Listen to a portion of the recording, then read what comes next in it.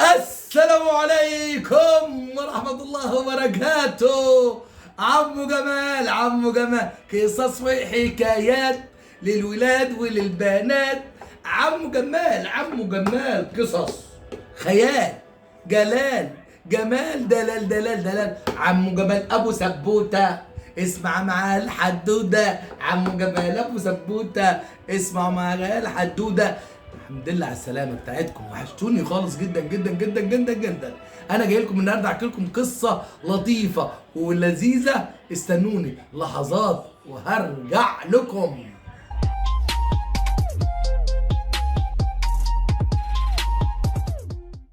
يا مكان ولا يحلى الكلام إلا بذكر المولى الرحمن، والصلاة والسلام على النبي العدنان صلى الله على محمد صلى الله عليه وسلم.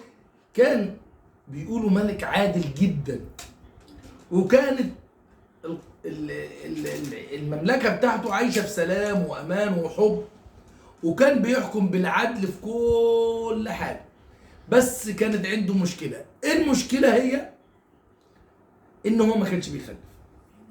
فضل يروح لكل الدكاترة في كل مكان ويحاور هنا وهناك 20 سنة، لغاية ما في يوم من الأيام مراته وهي قاعدة قالت له نفسي في حرنكش.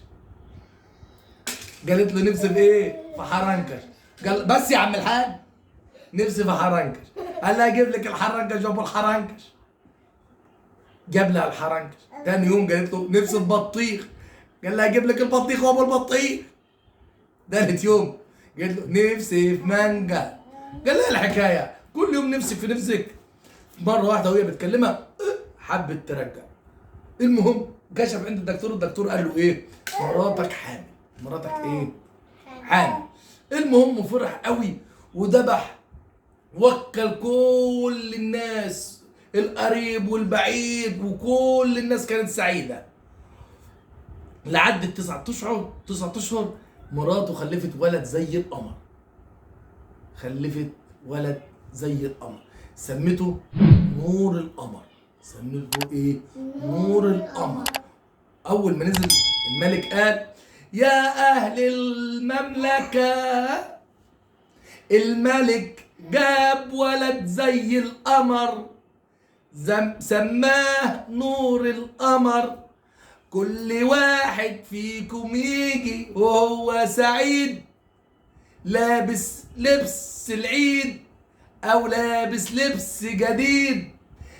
في النهاية كلنا هنبقى سعداء يا أهل المملكة، والحاضر يبلغ الغايب. كل الناس اتجمعت وفرحت بمين؟ بالملك ده. لفت الأيام ولفت السنين، وابنه الأمير كبر بقي زي أبوه بالظبط. بقي عادل وحكيم وكل الناس بتحبه. اتجوز، وبعد ما اتجوز الامير ده مراته حصلت لها نفس المشكله، ما كانش بتخلف. لغايه بعد سنه حست بآلام الحمل. كشفوا لها وقالوا لها ايه؟ ان شاء الله هتكوني حامل. راحوا لنفس الدكتور اللي كشف لأم الأمير، بس كان الدكتور كبر في السن وعمي ما شايفش حاجة. بعد سنة بعد كام يوم بالظبط مرات الأمير اتوجعت قوي. الملك بعت للطبيب.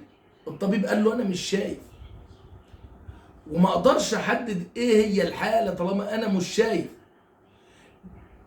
وما أقدرش انصحك بحد عشان محدش هيعرف يحل المشكله دي في المملكه الا انا، وارجوك يا مولاي ما تدخلش حد.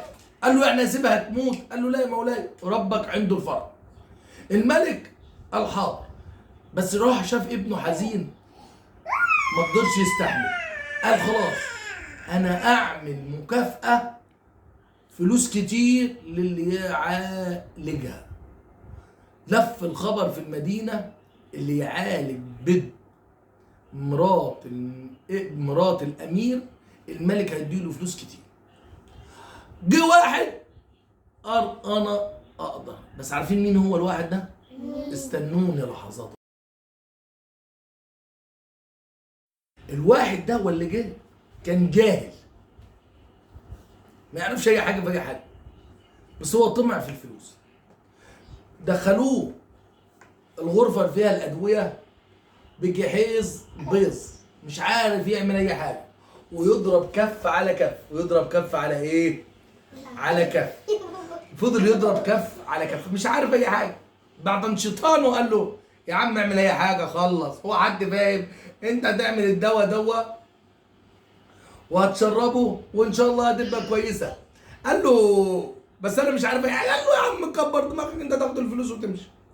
المهم عمل تركيبه كده، شربتها بنت مين؟ مرات الامير. شربتها مرات الامير، بطنها استريحت شويه. الملك عطاله مكافاه 100,000 درهم. خدها ومشى. بعد ما مشى بلحظات مرات الامير بطنها وجعها قوي، وجعها، بقت ترجع، بقت تعمل حاجات كتير، تخش الحمام كتير، لغايه ما ماتت. اول ما ماتت الملك قال ايه ده؟ هو ضحك علينا؟ دور عليه في كل مكان. هو طبعا الحرامي الجاهل ده عارف نفسه ان هو ما عملش اي حاجه. المهم استخبى ولبس لبس ست. لبس لبس ايه؟ ست. وهو ماشي في ضمن الضواحي مسكوه وعرفوه، راحوا قالوا له ده لابس ليه ست؟ قال لهم انا ما عملتش حاجه وما مش عارف ايه. الملك قال له انت ما عملتش حاجه، طب خايف من ايه؟ مش انت بتقول ان العلاج بتاعك ده سليم؟ قال له والله يا مولاي ده سليم 100%. قال له خلاص سليم فين 100%؟ تعمل ايه؟ فكر يا سجدة، يعمل ايه يا ابراهيم؟ يرجع الفلوس. لا ما ماتت. قال له الدواء سليم 100%، يعمل ايه؟ يرجع الخط تاني. اللي عارف يقول، بس انا هقول لكم. قالت له اشرب، قال له اشرب الدواء. شرب الدواء ومات. وقف الملك وقال له شفت جهلك؟ موتك وموت مرات ابني. من النهارده مفيش جاهل في المدينه، مفيش جاهل في المملكه. وبنى المدارس عشان الناس تتعلم، عشان يعرفوا فايده العلم. ما تنسوش العلم مفيد، العلم شيء مفيد. ما تنسوش سجدة هتقول لكم ايه؟ لايك واشتراك وتفعلوا الجرس. ما تنسوش تحطوا لايك وتفعلوا الجرس والاشتراك. السلام عليكم ورحمة الله وبركاته.